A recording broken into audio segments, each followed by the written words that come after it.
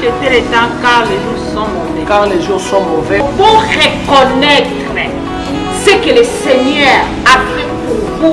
Donc, il y a moins de le Canada désert, mais tout bima kato sirmotaka, c'est parce que tout ça na Yesu.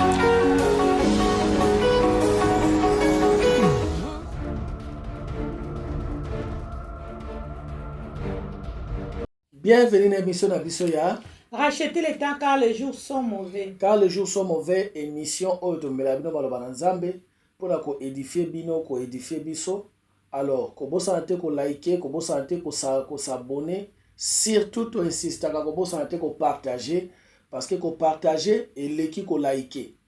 Et l'équipe même ko commenter parce que tu participes avec nous na ko faire véhiculer la bonne nouvelle du royaume. Alors, avant to banda to ko bondela.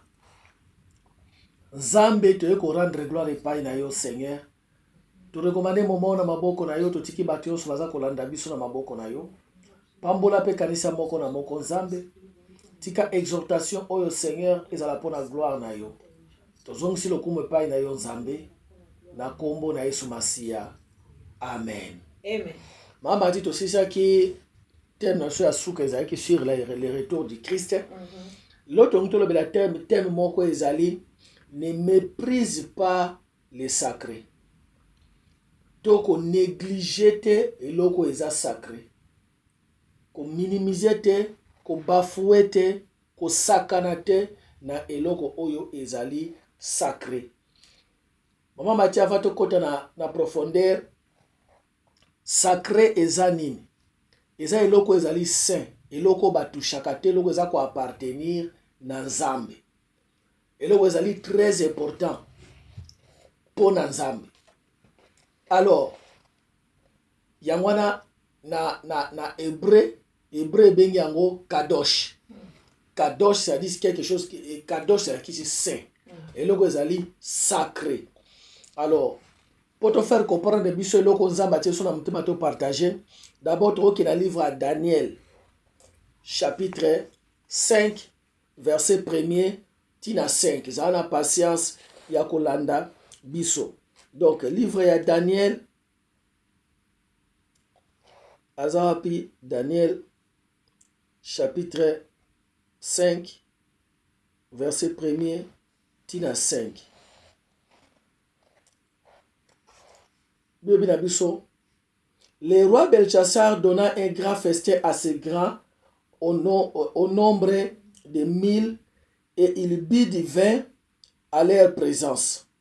Belchassar, quand il y goûtait au vin, fit apporter les vases d'or et d'argent que son père Nebuchadnezzar avait enlevés du temple de Jérusalem, afin que le roi et ses grands, ses femmes et ses concubines s'en servissent pour boire.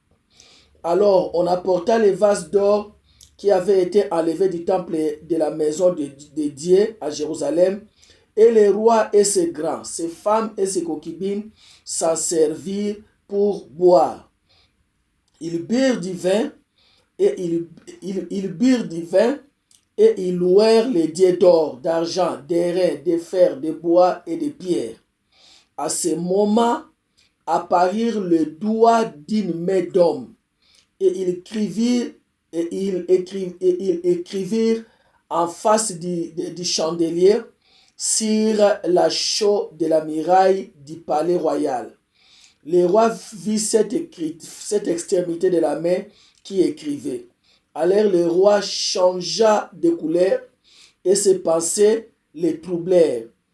Les jointures de ses reins se relâchèrent et ses genoux se heurtèrent l'un contre l'autre. On continue l'histoire. Maman Matibi Belobi, roi Nebuchadnezzar, Belchassar, moi Nebuchadnezzar, non, roi Nebuchadnezzar, tant qu'on a gagné à pouvoir à déstabiliser Jérusalem, à bouquer temple, à jouer vase, biloko qui sacré, vase d'or, cope ya or, oyo bande ko utiliser na temple pour la gloire ya Nzambe, c'était sacré et loko se côté na temple ya Nzambe zaka sacré.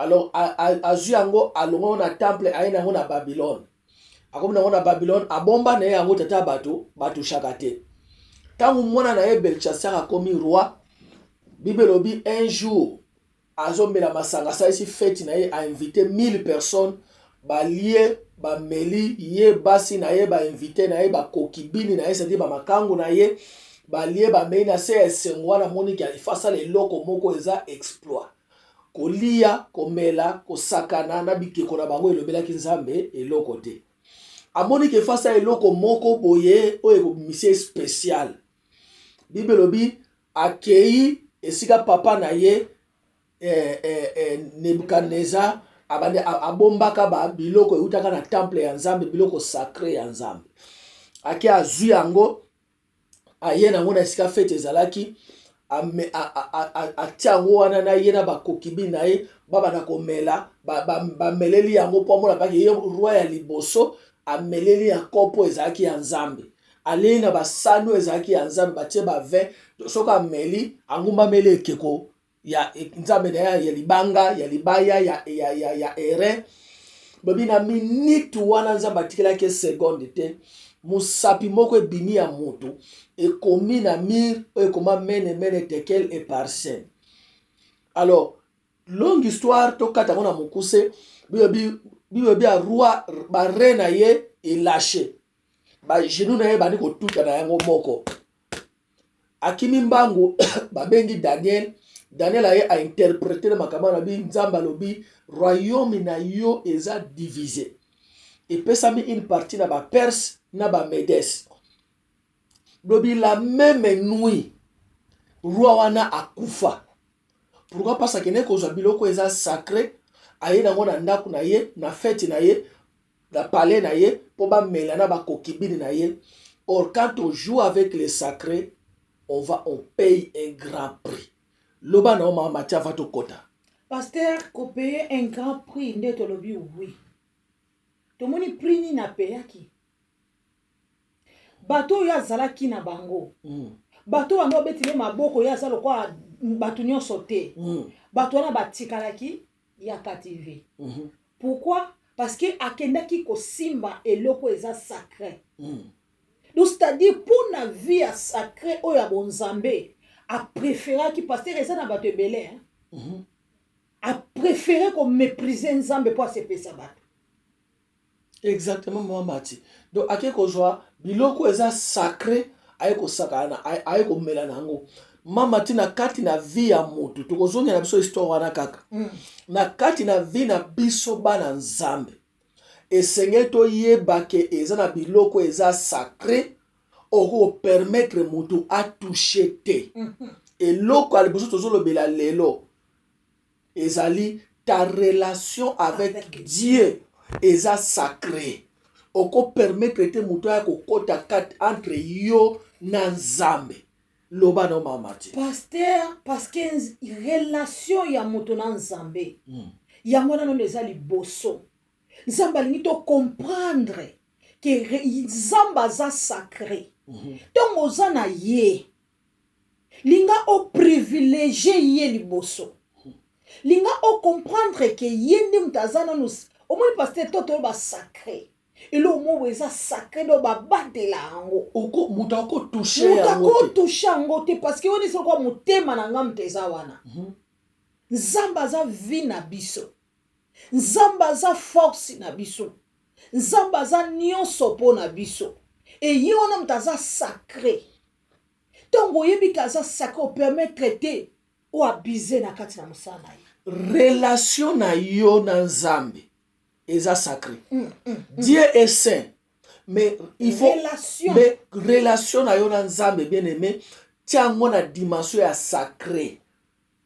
Que relation na nzambe mutu akoko ya ko toucher yango te. Yango na place ça ka limbisa pasteur et ça la mutu azo ba ke o eza ta ya nzambe.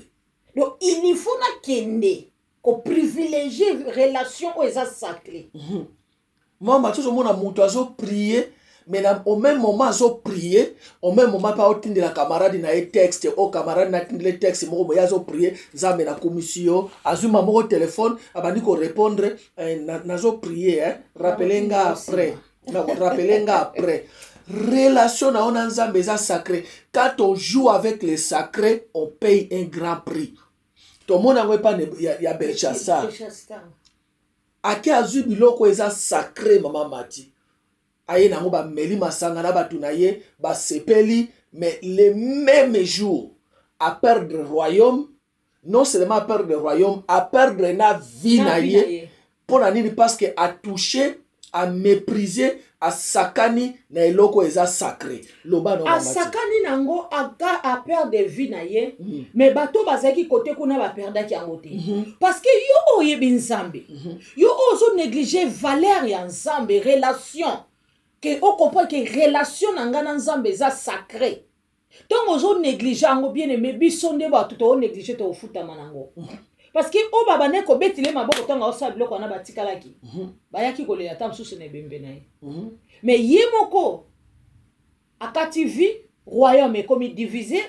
Pourquoi? Parce que a mépriser relation biloko na nzambe. Nzambe alingi to loba bien aimé. To komi na temps au diable azoluka ndenge nyonso. Pour ba na nzambe ba négliger ce qui est sacré. O eza sacré pour ça Satan eza. Yo on néglige parce que so yo néglige ngo yo muto ko perdre. Conséquence tango yé pas une diable abeti maboko. Bien aimé lamuka. Lamusa relation na yo na nzambe. Lamusa relation na yo na musa na nzambe. Privilégier musa na nzambe liboso na vie na yo.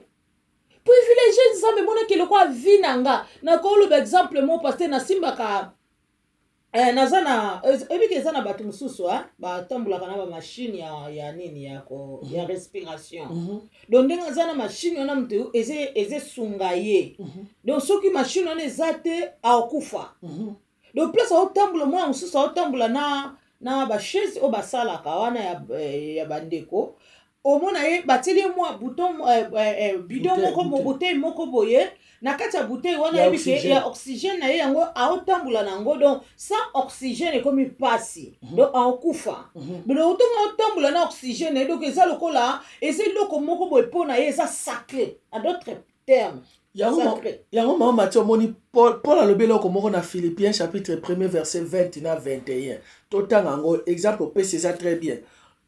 Philippiens chapitre 1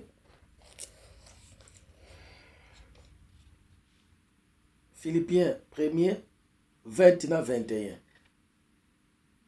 Partir verset 20. Paul alobi boy mamati. Alobi, selon ma ferme attente et mon espérance que je n'aurai honte de rien, mais que maintenant comme toujours, Christ sera glorifié dans mon corps avec une pleine assurance, soit par ma mort, soit par ma vie, ou soit par ma vie, soit par ma mort. Car Christ est ma vie, et la mort m'est un gain. Abi Christ aza vinanga. Christ a vinanga. Abi pesoki na kufi, eza bénéfice. Et là, kozolo ba ngwana mamati. Omoni muto atambola na exemple pesi. Muso atambola ngona na chaise roulante, musu to mona atambola na ye moko. Alachango na sako dona mukongo singa mutemi mi ekoti aw soko linyo toucher singa wana ko longola liboko na yo parce que eza vie na ye Paul abi Christ est ma vie oko sakana na yete oko sakana relation na nga na Christ tabi c'est ma vie eza sacré loba no mamati Paul abeti stolo alobi na exemple na opesaki aza vi na ngai donc mutu oto olobela aotambula na bouteille oxygène na ya oxygène na ye donc place aza nango mayele koleka tamsu god yo ya simbi parce que bi god so esimi na nzwa na ngambon susu mais o soke perdre na kufi donc place aza aobatela ngo donc muta touchango te pourquoi pona ye pesa sacré donc place aza zo batela ngo pasteur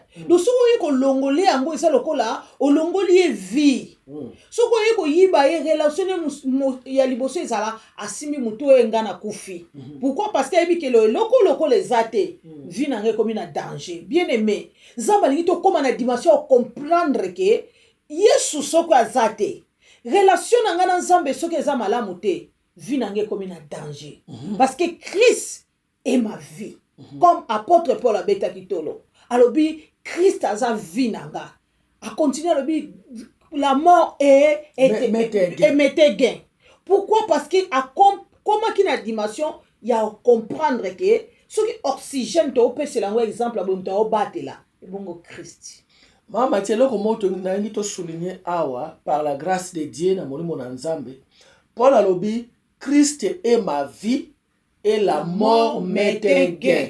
C'est-à-dire Christ a sa vie nanga, liwa eza bénéfice. Paul liwa eza la bénéfice pour na yo. Il faut Christ a la vie na yo.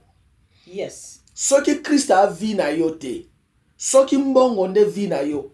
Ce qui on se voit parce que tout le temps ngo ati yango nde vie na yo, liwa ekokomelo bololo. Mukolo ko kufa okozwa bénéfice te okokuta nde na passe. Pour que la mort soit un gain pour toi, il faut que Christ soit ta vie. Bible bina biso nini? Elle a du prix aux yeux de l'Éternel la mort de ses fidèles, la mort de ses serviteurs, la mort de ses saints. Donc soki mo santu, soki mwana Nzambe, oyo Christ azalaki vi na ye, soki akufi, Nzambe a honoraka liwa wana parce que il y a une âme qui revient, Nzamba yambiye a sepeli na ye. Si la mort des chrétiens, le vrai, la mort des saints, ezaka na motuya mingi na miso na Nzambe, c'est que Dieu méprise la mort des païens. Soki moto akufisa Yesu, liwa na ye, Nzamba méprise kango, amona kango sans valeur parce que yebi keno mwana oyo aboyi kotosanga akufisa Yesu. Si tu méprises, si on mépriser les sacrés, on peut payer prix munene. On est vulnérable, exposé. Et puis sacré à liboso na vie na biso ba na Nzambe, c'est notre relation avec Dieu. Qu'on permette te motoya ko kota ka entre yo na Nzambe. Qu'on permette te eloko parce que so muta koti entre batu mibale, c'est-à-dire relation katani. Division. Relation est katani. Soki mutu moko ay ko kota entre moi sina mobali, to mutu moko koti entre ba ami, to mutu moko koti entre ba ndeko, automatiquement a quoi affaiblir relation wana. Soki comportement moko, lisumu moko, mutu moko akoti na vie na yo et objectif na ye otika consécration na epai na Nzambe, bien aimé. Ne méprise pas les sacrés. Qu'on mépriser sacré, t'es bien aimé. Comment après un moment où tu as l'excellent mokili, batuba yina yo me yotika na relation malam na Nzambe. Comment après un moment où tu as na mokili, batuba mona ke orate mbongo mais obate la relation malam na Nzambe. Batuba seko yuma mais obate la relation malam na Nzambe. Parce que relation na Nzambe wana eza sacré. Nzamba honoraka bato baza na relation na ye. Pour Nzambe, pour gain, mort comme un gain pour na yo, il faut yo. Il faut Christ azala vie na yo, Christ na vie na yo. Il faut yo comme ça Yesu vie na yo. Moi Mathieu, différence c'est ça awa pour toujours exhorter mais toujours étudier maloba Nzambe. Paul a le but que non, Christ m'a donné la vie. Non. Malgré que c'est vrai que Christ nous a donné la vie. Mais Christ nous a donné la vie et c'est une révélation, c'est une bénédiction. Mais où est l'équiwana eza? Paul a le but que non, Christ m'a donné la vie. Christ est ma vie. Bakangi Paul, bakangi Pierre na Jean. Bafanisi bango na Actes chapitre 3 tina 4. Bible bina biso jour basambisaki bango représenter à roi bazaki na ba hérodien ba konzia église o ba livraka Yesu po ba bake na ekulusu bazaki wana ba isi bango bokeba que ça soit la dernière fois boté na kombo wana. Paul a dit bango lobi vaut mieux obéir à Dieu plutôt qu'aux hommes. C'est-à-dire malamu to qui jamais ko perdre relation na connexion na son Nzambe pona bino batu. Est-ce qu'on peut atteindre ce niveau-là? est-ce qu'on peut atteindre ce niveau-là? Kopa ya biso na lingi na mono soki l'église te okotikala awa ondimi mpo tikali wana. Mobala ya biso na ngisu na mona kokenda akosambela ondimi mpo fandi na ndako. Yango nde okoyebisa Nzambe kenda nga na sambela na nga me mobali mutu ayebisaki nga nakendaka te. Oyebi bien koza na kati na église ya solo oyo baotanga Yesu. Mobali abiki no mwasi na ngai faya kote nga naza na kimbangwiste yo mpo koya na kimbangu. Esika kimbangu akomi Nzambe. Bien-aimé, ne cède pas relation na Nzambe pour quelque chose oyo ezali na mutu na makolo te. Kimbangu c'était un vrai prophète. Mais le reste oyo na sima na ye ekomi Saint-Esprit papa mwana to mobali alobi ke no ngala za musulman yo faut za musulman. Toi même yo na église oyo ebi ke no ya bandibelaka Yesu te, l'église des noirs. Bien-aimé Nzambe azo benga yo. Mama tina lobi mingi Philippiens chapitre 3 verset 7. Philippiens 3 7. Nangi totanga Philippiens chapitre 3 verset 7. À partir du verset 7. Paul alobi, mais ces choses qui étaient pour moi des gains, je les ai regardées comme une perte à cause de Christ. Et même je regarderai toutes choses comme une perte à cause de l'excellence de la connaissance de Jésus-Christ mon Seigneur, pour lequel j'ai renoncé à tout et je les regarde comme de la boue afin de gagner Christ. Afin de gagner Christ. Verset 9. Et d'être trouvé en lui, non avec ma justice, celle qui vient de la loi, mais avec celle qui s'obtient par la foi en Christ, la justice qui vient de Dieu par la foi. Alors, afin de connaître Christ et la position de sa réalisation, soit continue comme on a makambo oyo, à cause de lui, j'ai accepté de tout perdre. Yo kaka pona moi 10 francs, kaka to 10 euros, to 10 dollars, ou accepter ou perdre relation dans la Christ ou l'Elisa Yesu, ou gagner 10 euros. Maman Mati me Paul alobiawa, à cause na ye, j'ai accepté de tout perdre. Abina komu komona bilo konsula ba bou, lokola poto, afin de gagner Christ. À cause ya Christ, lobano Maman Mati. À cause ya Christ, pasteur. Eza na bana banzambe belé na minute oyo pona lobi pona 10 euros. A commune près ya kotika nzambe relation na ina nzambe. Eloko eza sacré ke pa nganga po boma mutu. Pourquoi? Parce que azomuna ke eloko nga na perdre leki azwi nzamba pesi mu Congo. Mususu na minute oyo na moni loko nzambe nazo luka ye nazo mona eloko te. Apesi relation na ye oyo a privilégia ki apesi yango pembeni po akeko luka eloko oyo eza nango juste na tamokie. To moni awa apôtre Paul a komisaki nyonso akutali yango lokola poto bui lokola pamba do pona Yesu Masia. Donc eza na biloko mususu bien aimé to boya ngote bisusu toza na mokili bisusu to linga biloko mais ko privilège ngote monona no privilège liboso eza Yesu Masia. Pesa ye privilège parce que ton yozo privilégier relation ozo nango na ye te ozo comprendre que relation ozo sacré nzambe pa ko honorer na sima. Tokotanga ngote mena lo bango Daniel 17 verset Daniel 3 17 à 18. Bible obi Nebukadnezar asala ke komoka munene ayebisi Shadrach Meshach na Abednego bafuka meleke kona somba kobaka bango na libulu na moto ba répondre ebo balobi na ye roi, même si Nzambe a délivré na ye biso te, mais tia eloko moko ababi ke no toyebi ke Nzambe na biso na capacité ya ko délivrer biso na maboko na yo et puis na moto wana zoloba.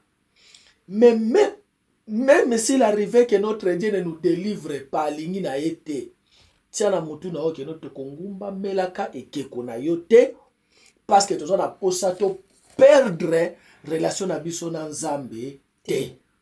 Ndeko nanga Nzambe ayokela yo mawa, ayokela biso mawa. Combien de fois to satisfaisa joie ya moto na ma ya miso ya Nzambe?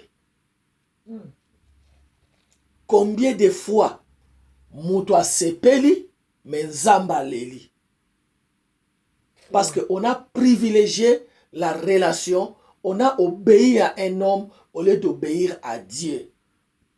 Mutu nyonso yeba ke relation na ona mutu ekosukela awa. Mama talo biango na Belshazzar.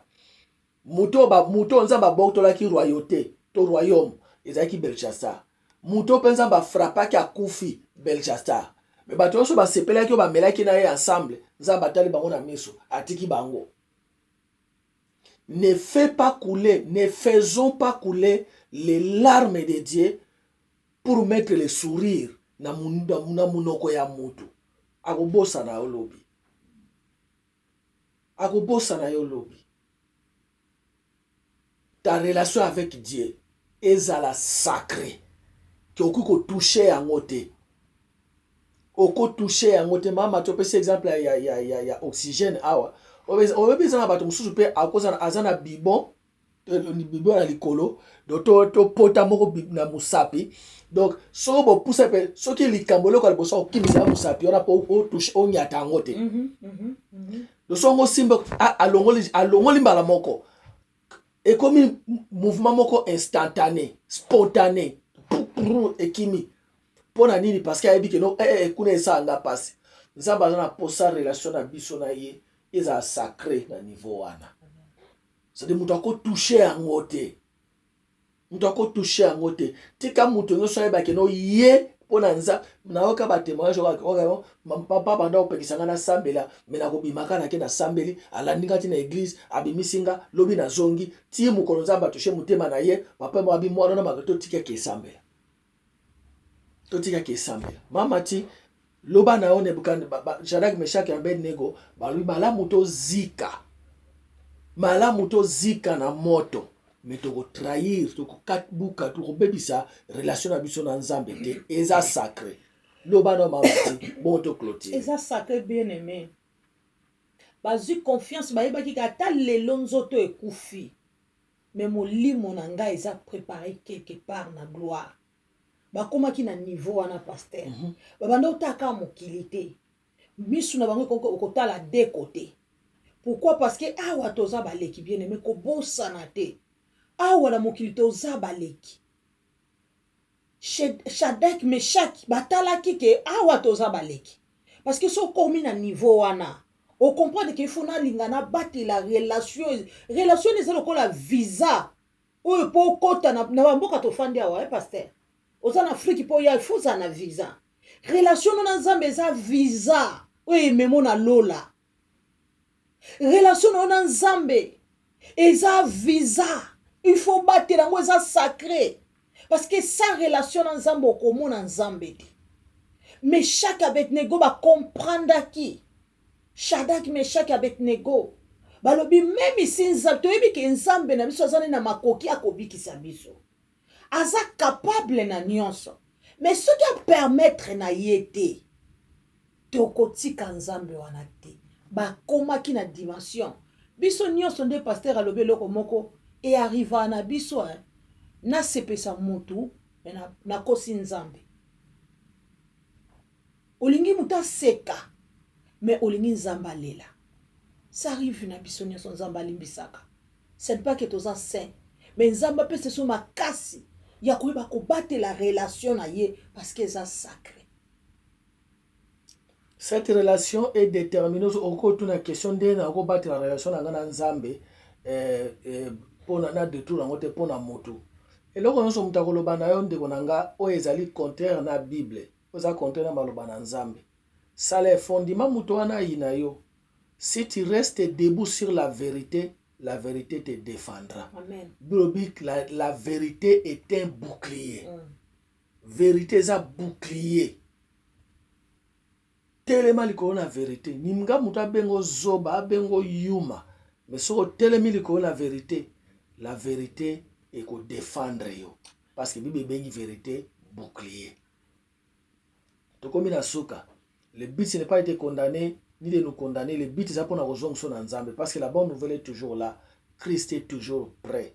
Pour nous limbisa yo, pour nous benga yo, yamba yo, recevoir yo. Si vous confessez ma bena yo, à recevoir yo.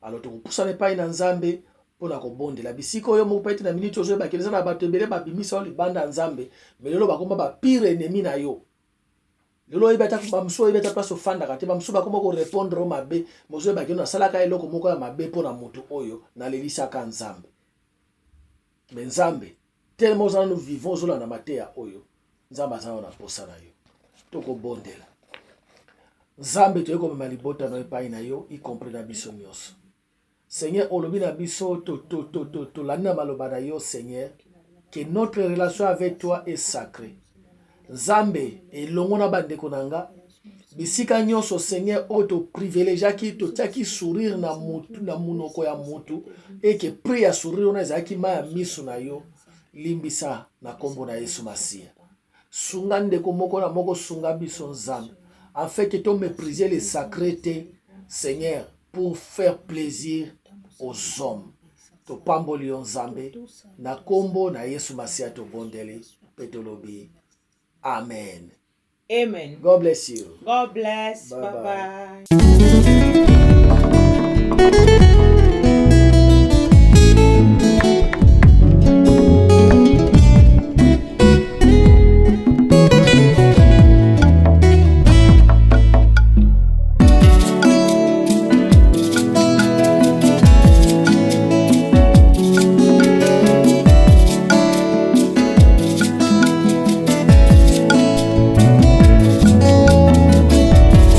Ma Bible dit, tu es le chemin, tu es la vie, tu es la vérité.